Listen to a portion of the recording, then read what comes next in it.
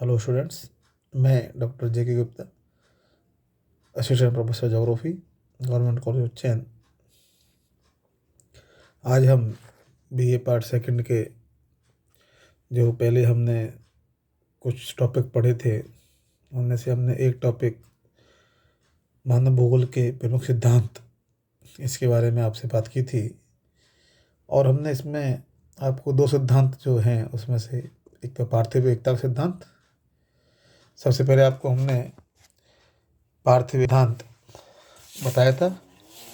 उसके बाद परिवर्तन का या क्रियाशीलता का सिद्धांत, इसके बारे में आपको बात की थी।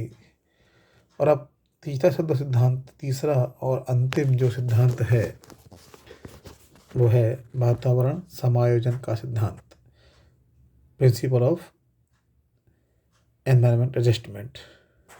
ठीक है।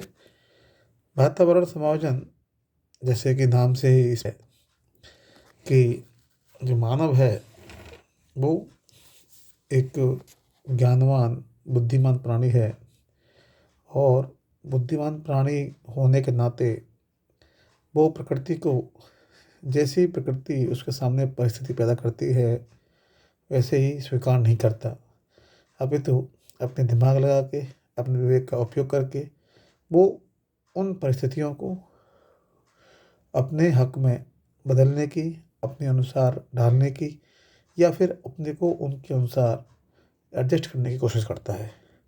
और ये सिद्धांत हमको उसी की ओर इंगित कराता है। जैसा कि हम देखते हैं कि विभिन्न प्रदेशों में के जो वातावरण हैं उनके द्वारा जो सीमाएं निर्धारित की गई हैं, वहाँ उनमें उन सीमाओं के अंदर वहाँ के जो मानव वर्ग हैं वो अपनी आवश्यकताओं, जो उनकी आवश्यकताएं हैं, दैनिक आवश्यकता हैं, चाहे वो आधारभूत हों चाहे अनाधारभूत हों, उन आवश्यकता जैसे आधारभूत तो आपकी रोटी, कपड़ा और मकान, ये किसी भी प्रजाति में, किसी भी देश के जो निवासी है, अधिवासी, उनकी एक मूल जो आवश्यकताएं वो हैं। इसके अलावा जो क्षमता है, यानी जो मानव, मैंने पहले बताया था आपको, क्योंकि एक विकासशील और विचारशील व्यक्ति है तो उसकी क्षमताएं होती हैं। क्षमताएं हर व्यक्ति की अलग अलग होती हैं, चाहे वो डिपेंड करता है वो किस कंट्री के हैं, किस क्लाइमेट के हैं, किस इकोनॉमिक कंडीशंस के हैं, किस सोशल कंडीशन के हैं, किस लिटरेसी पॉइंट ऑफ व्यू, पढ़ाई कितने पढ़े लिखे हैं, सब चीज़ों का फर्क पड़ता है, उनकी क्षमता पड़ता है। और सबसे जो इसमें एक मेन बात है वो है मानवीय छाट। छाट का मतलब होता है चॉइस। कि आप देखते होंगे, आप जैसे आप फॉर एग्जांपल आप देख लीजिए, आप लोगों ने ही जब 12th के बाद सब्जेक्ट भरे, या आपने 10th के बाद जब 11th में आपने चॉइस सब्जेक्ट भरे, आर्ट्स में वो सब्जेक्ट हैं, ज्योग्राफी के अलावा फिलोसफी है, हिस्ट्री है, पब्लिक एड है, इकोनॉमिक्स है, इंग्लिश लिटरेचर है, हिंदी लिटरेचर है, संस्कृत है, वो सब्जेक्ट है। पर आपने केवल, तो हमने क्या क्या प्रदान किया आपको? छाट। और आपने प्रदान किया अवसर, पोटेंशियल, पॉसिबिलिटीज। और आपने क्या यूज, किस शब्द का उपयोग किया? यानी आपने अपने स्वभाव को, अपने बुद्धिमत्ता के अनुसार आपने मानवीय छाट उपयोग किया कि नहीं, हमको इसी विषय पढ़ना है, इस विषय का ये स्कोप है, आगे जाके इतना स्कोप है, इस विषय का आगे जाके इतना स्कोप है। तो आपने उसको अपना तर्क लगा के, अपनी बुद्धि लगा के, अपने पारिवारिक संबंध से बात करके, चाहे उसके लिए अपने टीचरों से बात करें, अपने गुरु से बात करके, कुछ भी करके किया, पर उसमें कुल मिला के आप मानवीय छाट की जो एक आपको सुविधा है उसका प्रयोग किया। तो उसी प्रकार जो वातावरण समाज जो सिद्धांत है वो ये बताता है कि जो विभिन्न प्रदेशों के जो वातावरण द्वारा निर्धारित की गई सीमाओं के अंदर वहाँ के जो निवासी हैं वो अपनी आवश्यकताओं, अपनी क्षमताओं और अपनी छांट के अनुसार वातावरण के साथ समायोजन, एडजस्टमेंट करते हैं, और उन प्रदेशों के क्षेत्र में एक नया सांस्कृतिक भूदृश्य, जिसे हम कह सकते हैं कि क्षेत्र संगठन, एरिया ऑर्गेनाइजेशन बनाते हैं, निर्माण करते हैं। हमने पीछे जो भौगोलिक वातावरण के दो जो अंग बताए थे, उसमें प्राकृतिक और सांस्कृतिक, इन दोनों ही प्रकार के वातावरण का प्रभाव मनुष्य के जीवन और क्रियाकलापों पर होता है। ठीक है ना?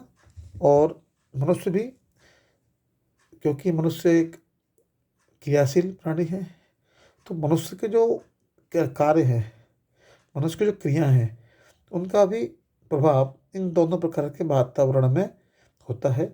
और इससे क्या होता है कि इस प्रकार के वातावरण को मनुष्य कुछ परिवर्तन करता है ताकि वह अपनी सत्ता बनाए रखे, अपना अधिकार बनाए रखे, अपना एग्जिस्टेंस रख सके। ठीक है ना? तो प्राकृतिक वातावरण में प्रादेशिक स्थिति, ठीक है, भूमि की बनावट, जलवायु हुई, मिट्टियाँ, खनिज पदार्थ, जल राशियाँ, वनस्पति, जीव जंतु, ये सब इसके अंदर आते हैं। और ये प्राकृतिक तत्व हैं जो हैं वो मनुष्य के रहन सहन, उसके क्रियाओं, उसकी आर्थिक क्रियाओं, सामाजिक क्रियाओं, सामाजिक जो उसके ताना बाना है उसको, इन सबको, और सबसे बड़ी बात मानवीय छाट की जो सीमा है, लिमिट ऑफ चॉइस है, उसको निर्धारित करते हैं, उसको प्रभावित करते हैं, उसको नियंत्रित कर तक भी कर सकते हैं, बल्कि कह सकते हैं नियंत्रित करते हैं। अब ठीक है ना? और उन्हीं सीमाओं के अंदर जो मनुष्य है वो अपने शारीरिक और आर्थिक क्रियाकलापों का समन्वय स्थापित करता है। अपनी शारीरिक मानसिक जो उसका एक बल है उसके अनुसार वो इन क्रियाओं का संपादन करता है इन्हीं के अंदर।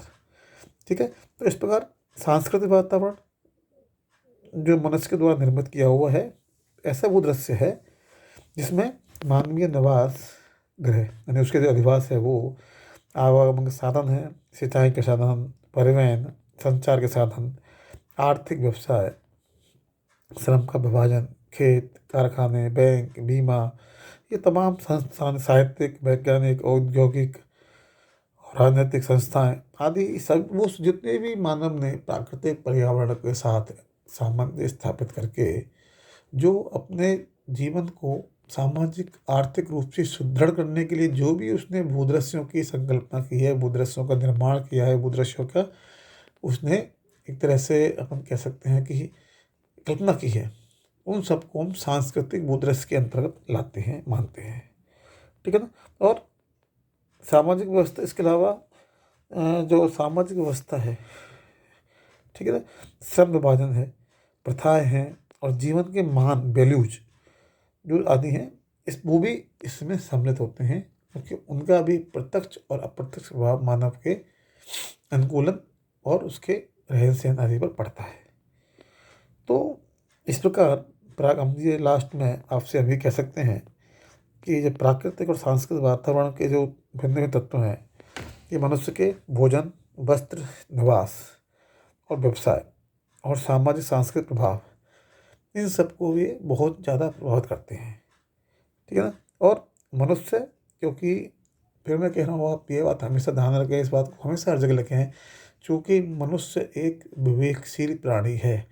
अर्थात वह विवेकशील मतलब क्या हुआ? वह प्राणी जो किसी भी परिस्थिति में किसी भी वस्तु से अपने भले बुरे की चिंता कर सकता है, अपने भले बुरे को देख सकता है। तो एक विवेकशील प्राणी होने के कारण मनुष्य इनके प्रभावों के अनुसार ही अपने रहन सहन का अनुकूलन करता है। ठीक है ना? अनुकूलन करता है या समायोजन करता है। इसके अलावा वातावरण में कुछ परिवर्तन करता है, केवल अनुकूलन नहीं करता बल्कि वो कहीं पे चेंज करता है। ठीक है? और इन क्रियाओं को ही वातावरण समायोजन कहते हैं। ठीक है ना?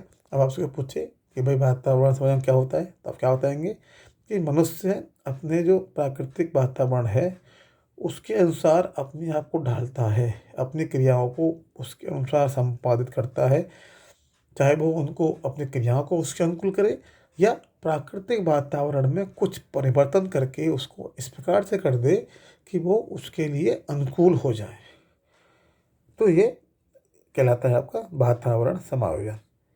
ठीक है ना? और वातावरण में परिवर्तन के जो मनुष्य अपनी आवश्यकताओं,